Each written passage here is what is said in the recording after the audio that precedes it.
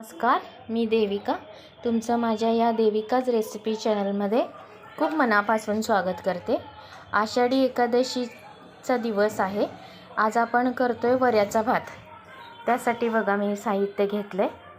तूप, मी हे माझ्या सासूचं वाटण आहे, सासूनी सांगितलेलं. खोबरं, मिरची आणि जिरे, हे थोडेसे फोडणीला जिरे टाकणार. लिंबू, बटाटा उकडून घेतला आहे. 1 वाटीचं वरीचं तांदूळ भिजवून घेतलेलं आहे 2, आणि शेंगदाण्याचं कूट. आता आपण याला फोडणी देऊया. तर तुम्ही जरा वाढवा. हे बघा मी तूप घातलेलं आहे. आता तूप वितळलेलं आहे. याच्यामध्ये मी जिरे टाकणार आहे. हे बघा, जिरे तडतडले की मी हा बटाटा टाकते त्याच्यामध्ये. हे बघा, हा बटाटा हा वाटून घेतलेला मी पूर्ण मसाला टाकते. हे जरा आपण परतून घ्यायचं आहे. हे परतून घेतलं की याच्यामध्ये पाणी टाकायचं. लिंबू पिळायचं, थोडीशी साखर टाकायची चवीला, मीठ टाकायचं, आणि मग उकळलं पाणी की त्यात वरीचे तांदूळ टाकायचे. तर थोडे आपण वाट बघूया. बघा, 1 वाटी तांदळाला मी 1.5 वाटी पाणी टाकले. ते थोडंसं उपवासाचं मीठ टाकते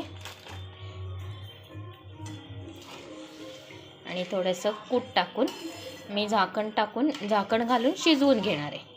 आणि आता शेंगदाण्याच्या आमटीची तयारी करूया आपण. हे बघा, आपण करतोय शेंगदाण्याची आमटी. त्यासाठी मी शेंगदाणे बारीक वाटून घेतलेत. फोडणीसाठी जिरे, मीठ आणि थोडंसं चवीला मी त्यात आमसूल टाकणार आहे. तर मी तूप गरम झालेलं आहे, त्यात थोडेसे जिरे टाकते.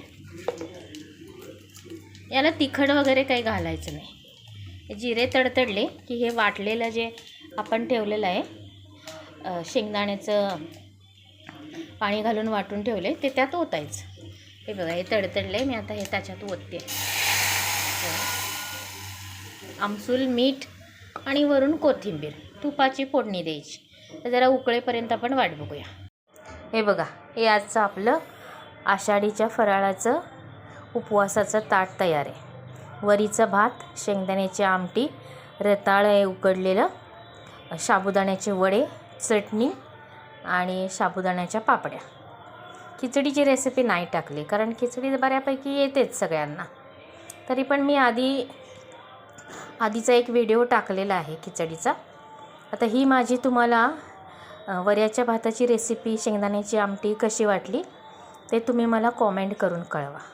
आणि अशाच नवनवीन रेसिपीसाठी देविकाज रेसिपीला चॅनलला लाईक करा, शेअर करा आणि सबस्क्राईब करा.